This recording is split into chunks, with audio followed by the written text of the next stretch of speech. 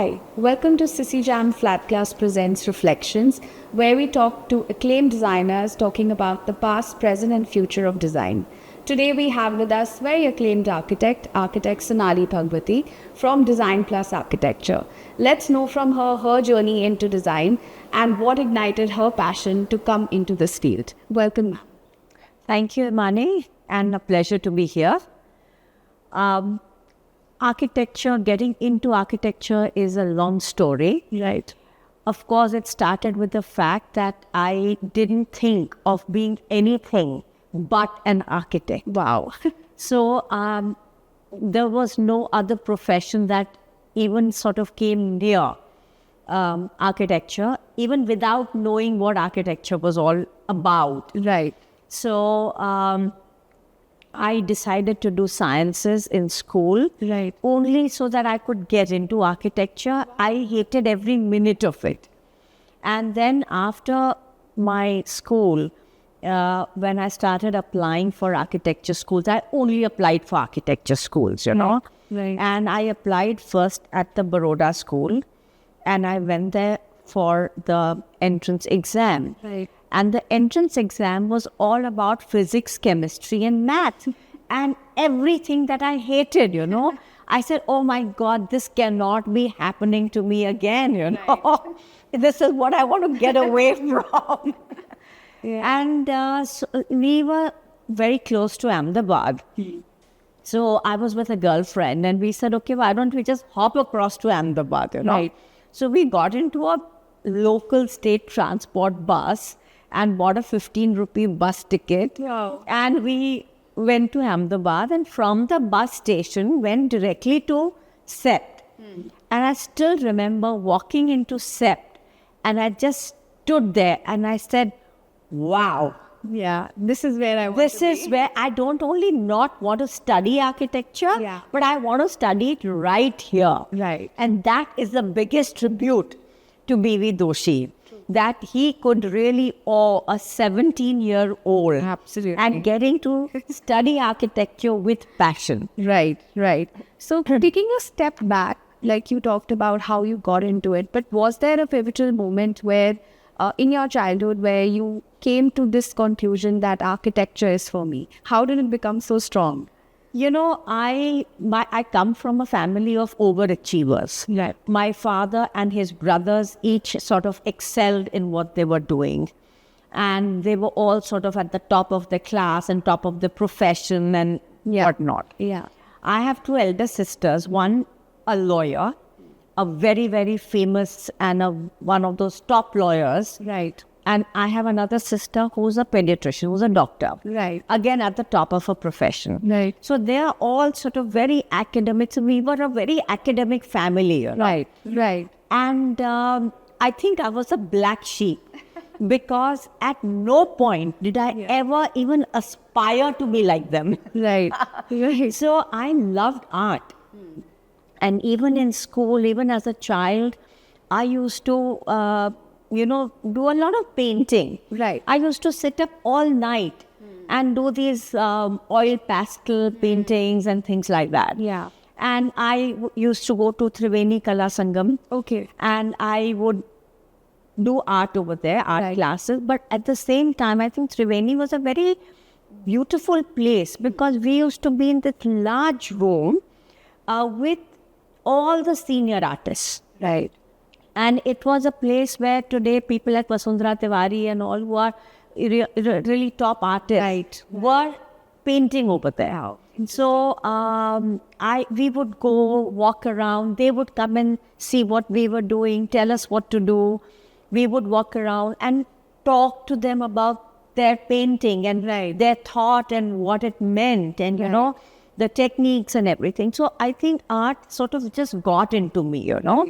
Right. And I really wanted to, I actually didn't even think of anything else. Right. Right. And I think I give full credit to my extremely forward-thinking family. Yeah. That at that time, when architecture was really not a safe profession, And not very famous. not right? famous, Yeah. not safe. Yeah. they not only encouraged, forget giving permission, they encouraged me to follow what I wanted to do.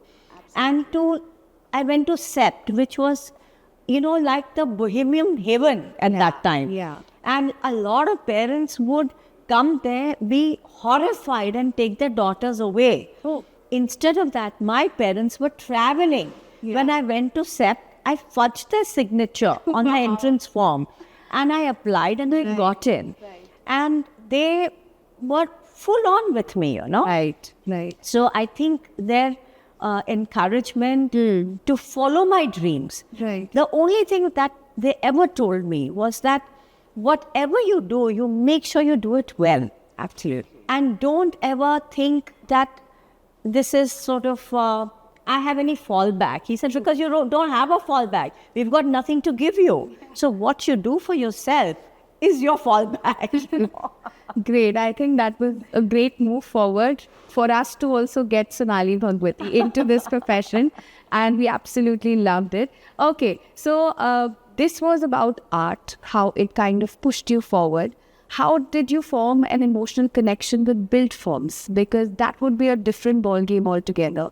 When did that happen? Do you remember any specific building post-SEPT that you got emotionally connected to? So it was SEPT. Right. When I walked into SEPT, Yeah. that's when the penny dropped. Right. Till then, I wanted to do architecture, but it was sort of somewhere around, you know. Right. And when I went to Baroda, the building and the environment was not exciting at all. It was like any other building in any other school, you know.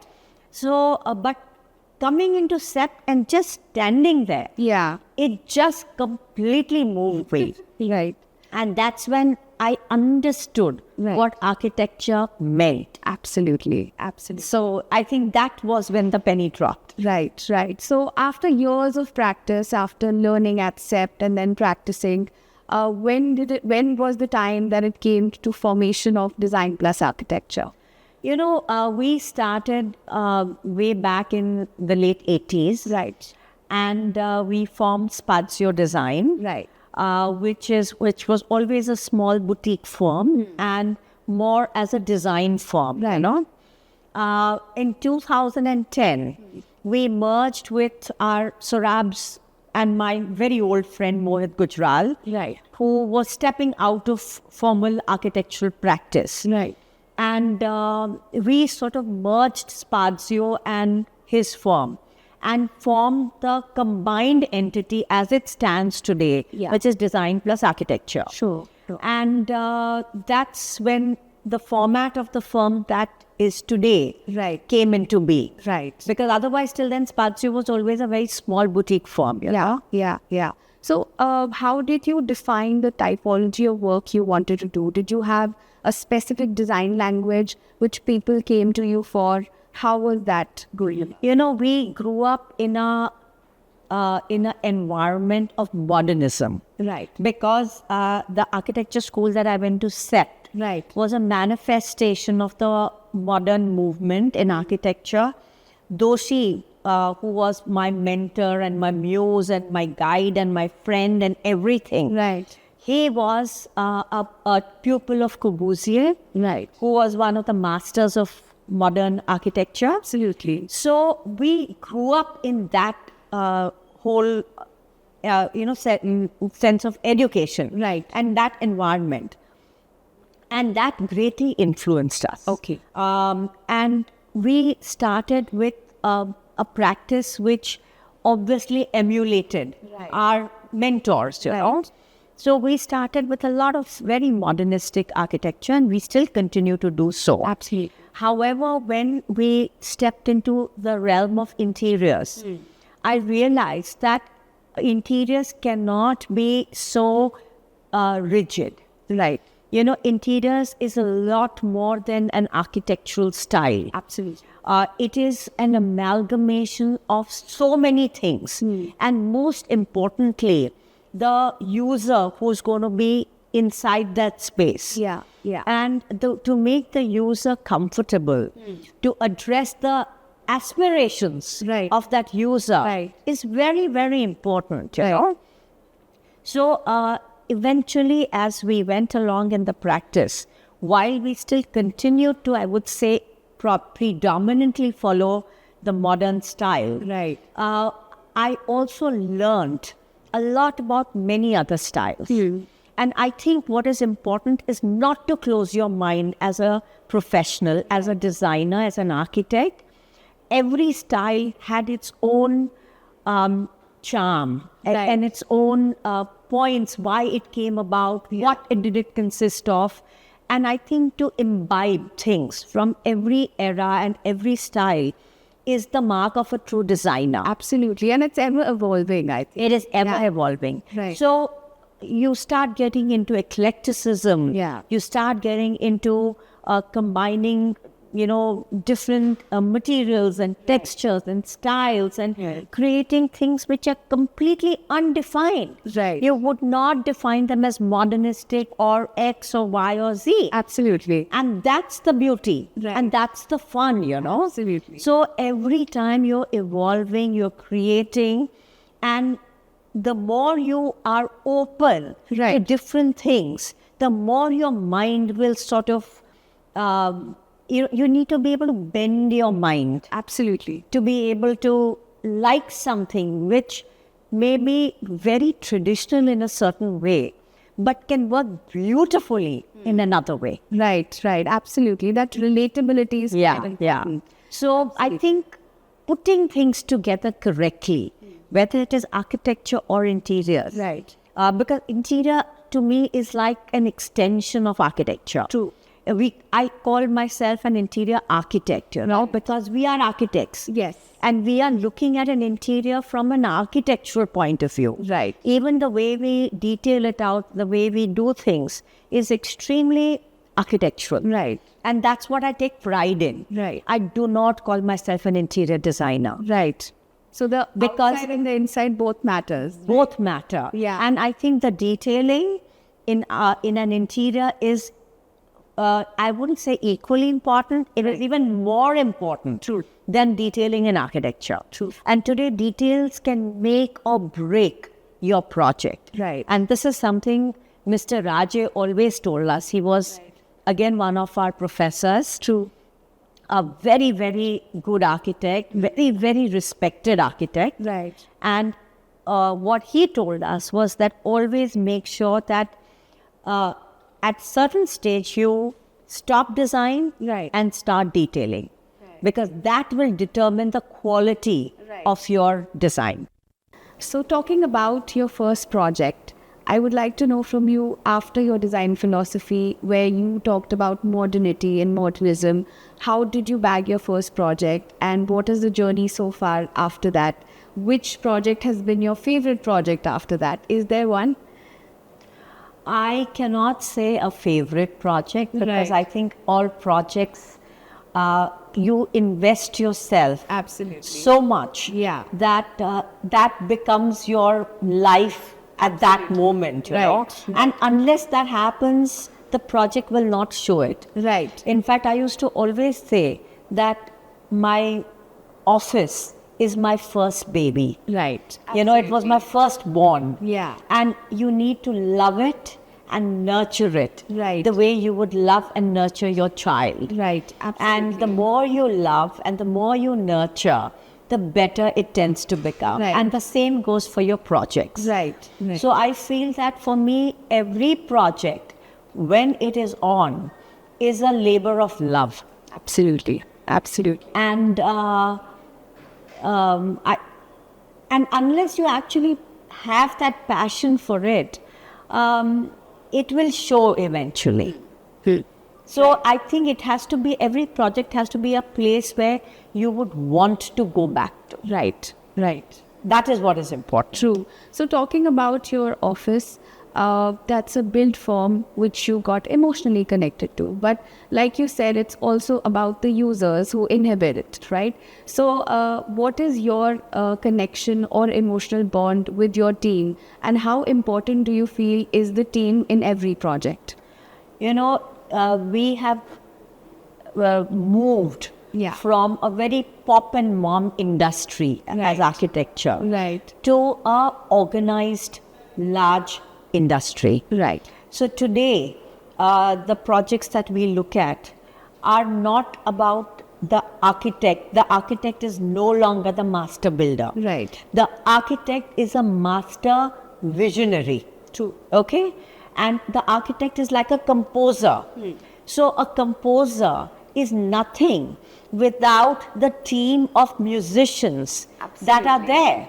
So beautifully put. And unless that team performs together doing their own part, the overall performance will never be. Absolutely. So this is exactly how an architect is today. Right.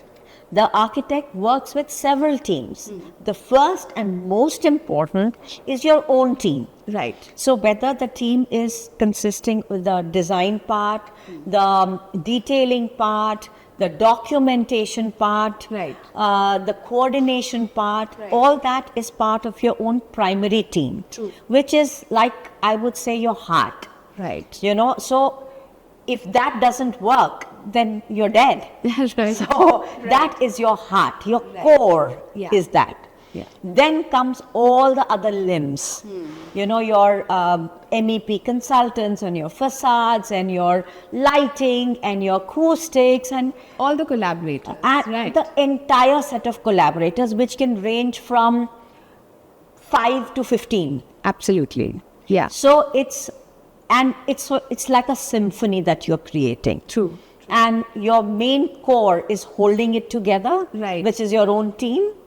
And the rest are all coming in as and when they need to. Yeah. And your core and your team envisages and creates and coordinates and puts the whole thing together. True, true. So like we get to know that, you know, if the heart is in the right place, everything will be fine, right? Okay. So now let's move on to our next segment, which talks about glass and materiality. So I would like to know from you, like you said, that how materials form spaces as well. So how well would you put across glass to be the forebearer of it? You know, glass has always been a source of fascination Right, in our industry right, because it does so many things. It started with glass being just a transparent medium which let you look through. Right. That was the primary function of glass. But today, glass has moved into a whole different subject. right. It's a project in itself, you know. The way you use glass. Glass is not only about unsustainability. Right. Okay? Because the common perception is that a glass-clad building is completely unsustainable. It's a very Exactly. bad architecture. Exactly. But it need not be true. It depends on what kind of glass you're using. You have to do the energy modeling of your facade to determine what kind of glass can come where. Right. And it is not necessary that all glass is bad. True. All glass is heat load. Right. You use glass sensitively. You use glass correctly. Right. You need to understand it as a product. And for that, you have to work very closely with the industry. True. And understand it and then use it correctly. Right. And there's no reason for it to be unsustainable or reason for it to be like a heat island, you know. Yeah. So even internally, today you have so many different types of glass. True. The properties of glass, how to use it, what can it do for you, smart glass, tinted glass, sandwich glass. I mean, it is like a plethora of options. Absolutely.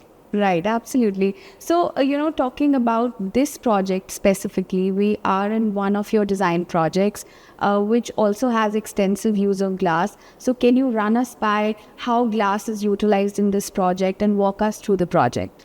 So, idea over here was to create a very light, transparent kind of a approach to this office.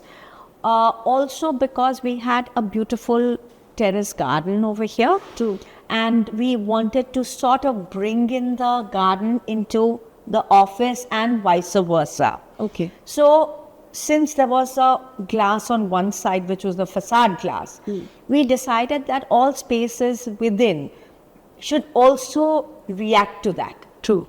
We should be able to enjoy the landscape. We should be able to see. And that was one aspect. And second aspect is, I feel that even in an organization, today we are moving from highly hierarchical organization to flattening them out. Right. Okay? Right. Now, one of the criteria for a flat organization is accountability. And how does accountability come? You may sit in a cabin, but you are as accountable as your counterpart who's outside the cabin. Right. That can only happen when there is visual transparency. Absolutely. And it's barrier free, right? Yeah. It's barrier free, you know. Right. So acoustic issues may encourage you to sit within an enclosure. Right. Because you may have confidential conversation. Yeah. But visually, you are as accountable as anyone else around, you know. Right. And Right. that is one of the main reasons why we encourage using a lot of glass in corporates and also glass which is not with film and things like that. It's all transparent. Right. You should be able to feel that your senior or your person who you're reporting to Yeah. is sitting right there, Absolutely. and vice versa. Right. Right. So these are the two reasons why we really, really like to promote very transparent workspaces. Right. And transparent in its true sense. True. Transparent visually and transparent functionally. Absolutely. So I think it adds to the aesthetics and functionality both. Yeah. Okay. So talking about glass coexisting with other materials like metal, wood, I'm sure that there are various techniques that you would have installed to harmoniously blend glass with other materials. So how do you ensure that, you know, glass has its own charm when it kind of blends with other things? Do you believe that it blends well? You know, glass is a very versatile material. Right. And as I said, you are not only looking at a transparent glass, you're Right. looking at value-added glass. Absolutely. You're looking at cast glass, treated glass, Textured fused glass, textured. I mean, there is a plethora of things, you Yeah, know. yeah. So it depends on what your intent is. True. Now, whether it is metal, whether it is a treated metal, whether it is a glossy metal, whatever you want to create, Right. glass can be worked around that. Yeah. Because glass will give you so many options Right. that which whatever may be your intent, it will support it. Right. Right. So glass goes with so many things. I mean, it just goes with everything actually. Yeah, absolutely. Okay. So apart from glass, I would also want to know, when clients come to you, do you collaborate with clients in making them understand which glass is sensible for their project? How does the material selection go about? So when it comes to architecture, Yeah. there are a lot of factors that come into picture for selecting the glass. Right. One, of course, is the aesthetics. True. I mean, personally, no matter what the project is, we would never use blue and green glass, you know, I mean, Right. or the mirror glass, because it's just something which violates my personal sensibilities, you know, and for my partner, I would say the same. Sure. So, that combined with that, of course, things like your heat value, your U value, your K values, these different values come Yeah. into picture in selecting the glass and the kind of facade that one envisages. Yeah. So the facade versus selection of glass is one very big. So first it starts from a logical side. And then it will come to, so the client goes more on the facade side, on the logical, Aesthetics, aesthetics and logic. Yeah. Yeah. But when it comes to an interior, it's a far more open story. Yeah. And today we use a lot of glass in homes as well. Yeah, yeah. And we use fluted glass. We use, glass in different types of treated glass in toilet partitions. Sure. We use in sliders at home. Yeah. So many different things, you know. Right. And we also use a lot of glass in, casual partitions. Yeah. many different ways. Right. Glass bricks, Yeah. glass blocks, Yeah. a whole lot of stuff. Yeah, and I think there's no limit to this. Yeah. Okay, it's limitless. Okay, so talking about the future of what Design Plus Architecture holds, which is the most exciting project that you're looking forward to, or what are the different typology of projects and work that you are doing currently? See, we are a practice which is very unique. Yeah. Because we have a very strong architectural vertical. Yeah. And an equally strong interior and boutique architecture vertical. Right. Right. So, while my partner Sorab looks after the main architecture vertical, Right. I look after the interior and the boutique architecture vertical. Right. So, what is very exciting from the architecture vertical is this university that we are doing for Thapar. Yeah. It's a very large, complete revamp and expansion program. Sure.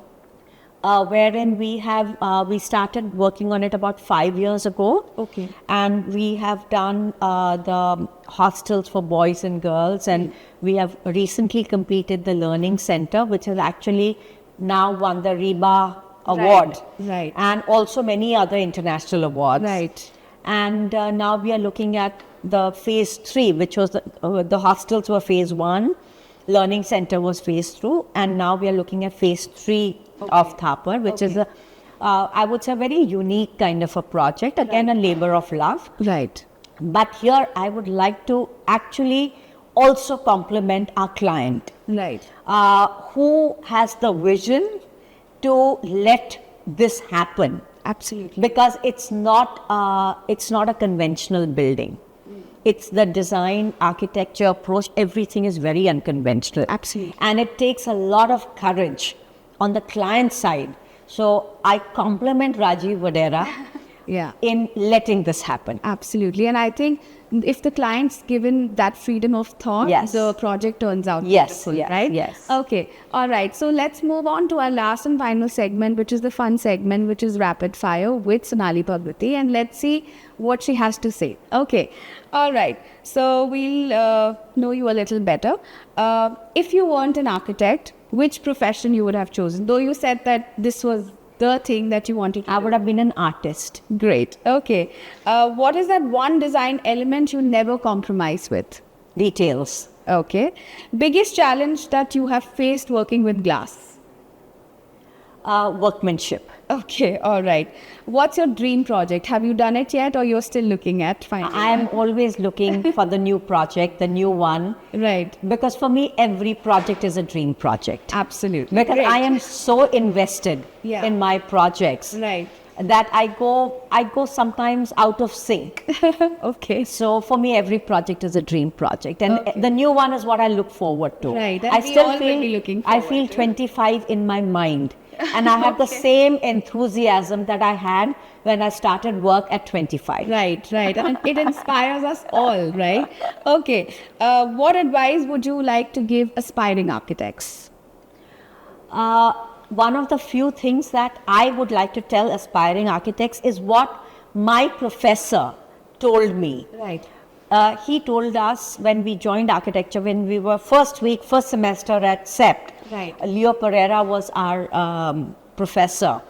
And he came and said that don't ever think that you can dream architecture. You can dream up something and wow, it's going to happen, you know. It does not happen that way. Yeah.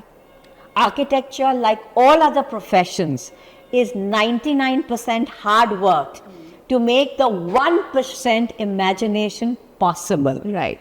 So do not ever think that you can get away with hard work. Right. So that is one thing that I would tell all aspiring architects, that do not think that you can get away from hard work. Right. And the second thing I want to say is that today AI is very big. And AI is getting into all aspects of our lives, including architecture, Right. including our office. And it's wonderful. But I think AI is a tool. AI is a support Right. that the human mind has. So don't let AI do your thinking work. True. Let AI do what would be the tedious work. True. But think for yourself. Right. Never let your mind stop thinking. Right. The concept to reality is in your hands, right? Yeah. So you need to keep thinking and look at AI as your workhorse Right. to do your stuff for you. You know? Right. So I think that distinction is important. Yeah. You cannot give a 3-4 prompts to a chat GPT or a DALL-E or whatever and think that they will whiz up a design for you. Yeah. No. They can give you pointers, but you need to take it forward, you know, because your mind is the thinking mind. Absolutely. So I think that distinction is never to be forgotten. Right. I think that's quite a valuable insight for all aspiring architects. Thank you, ma'am. Thank you for joining us. It was lovely Call me chatting Sonali, with you. please. Yes. Thank you, Sonali, for joining us. It was lovely having you and knowing about your journey, which was as interesting as this live with you. Thank you, Sissy Jam Flat Glass India, for having us. See you next time.